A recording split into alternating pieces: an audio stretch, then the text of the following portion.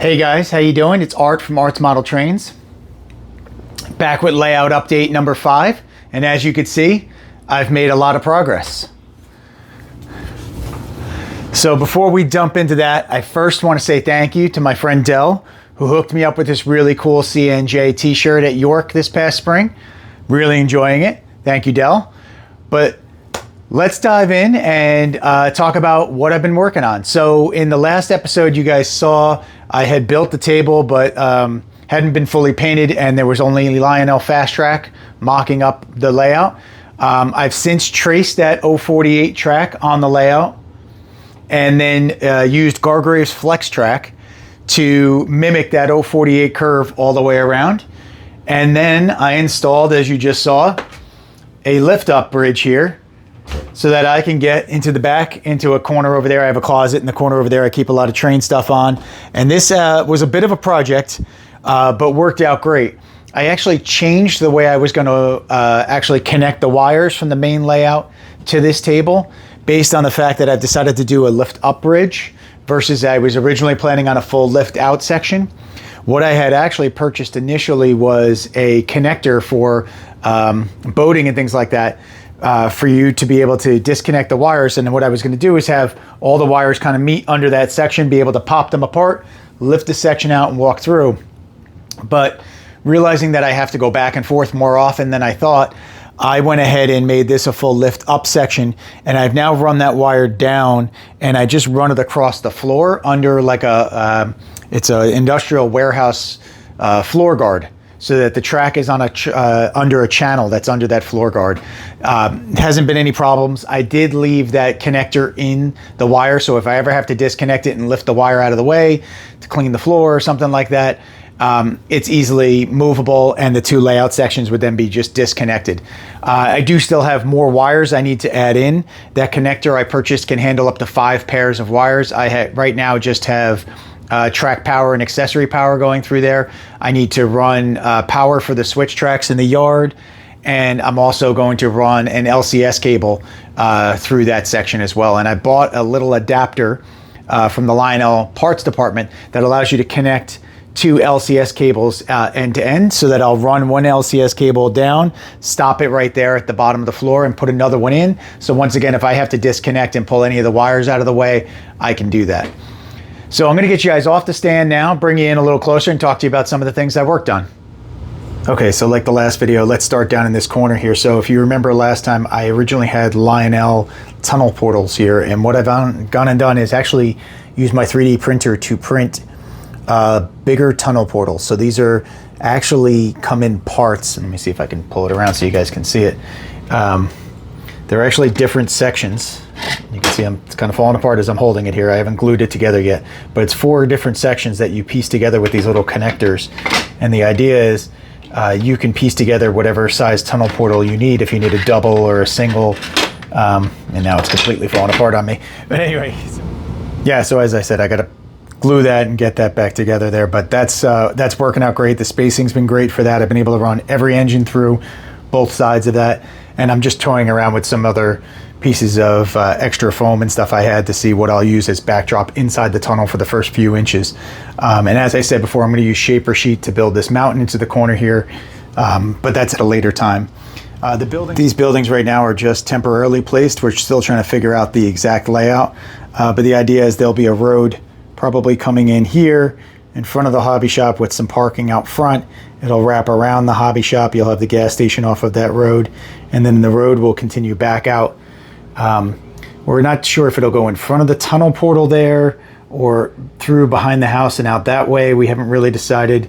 I do want to put a switch tower back there, and I'm definitely working on some buildings. I've already got a coaling tower I'm going to work on back there, and some other things for the yard area. So there's more to be done. So we're just going to play around with it right now and leave the table like this. And as we run trains, my son and I come over and we kind of rethink the layout and move the buildings around just to see what looks best. And as you can see, I started with the switch track back here. That's a Ross 054 switch, and then just used Gargraves Flex Track to mirror the 048 curve as much as I could. Let's see, if you actually look closely here, you could probably see my trace lines right here. That's the outside of the fast track road bed. And I think it came out pretty good. And like I said, I've had no problems with any engines. And I just had to do a little bit of this in this spot right here. You could see some of the pieces of wood. I just did a little bit of shimming to get the track to meet up nicely in some spots. There's a little bit back by that switch back there as well, just to get the track level in a couple of places, but it really came out great. Let's talk about the lift out bridge here. Okay, so as you can see, pretty standard. I used gate hinges here on top of little chunks of wood that I just cut, painted everything black. And what I'm trying to do, or my idea here, is to put some trees and stuff stuck on it. This is all temporary right now, with some rocks around it and maybe some shrubs in there, so that it sort of hides it. But then also, if you can see, I've kind of staggered the trees so that as you lift up the bridge, you don't actually hit each other with those. And these are just right now in here for temporary kind of trying it out. We'll put real trees and stuff in there as necessary.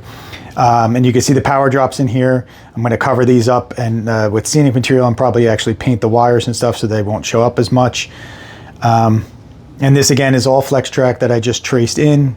And as I mentioned in the last video, I'm using these pins from cabinet shelving to line up the drop bridge. So as you can see, when it comes down, the holes there in the wood all line up.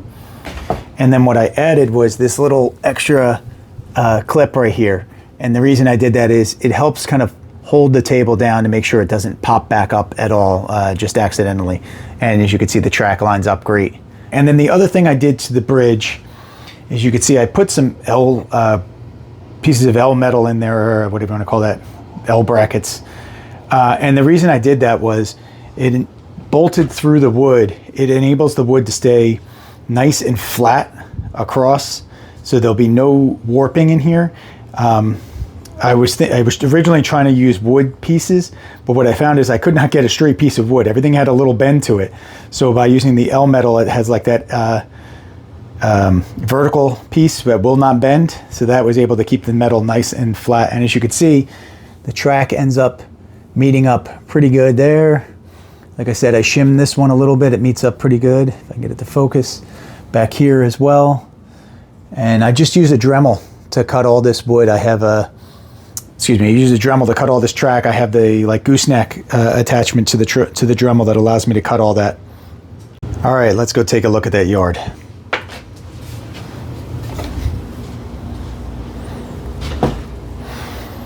So starting back here by that 054 switch I pointed out before, I have two Ross 072 switches that enable me to put 3 whisper tracks across the back here. And as you can see, this is all temporary right now, not wired up, not screwed down.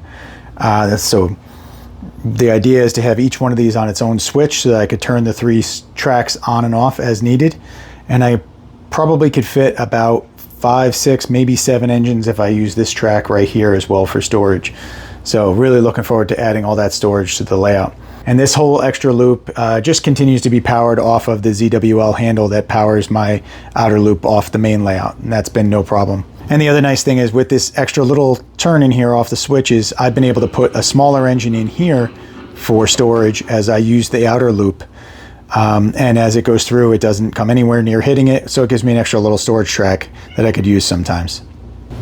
So thanks guys for watching. I'm really excited about all the progress. It's been a lot of fun running engines around this longer loop now. I've measured it out. It ends up being about 55 feet of track on the outside loop, which is really cool. Just gives a whole new element to the track. You're no longer just sitting next to the table. When you sit over there or back here, you're kind of immersed in the table. So it's really been a lot of fun to run engines this way. And I've even found that on this 048, some of my larger engines that are rated for 054 have not had a problem with that. So thanks guys for watching. Please be sure to like and subscribe, and I'll see you again next time. You want to say goodbye, Harley?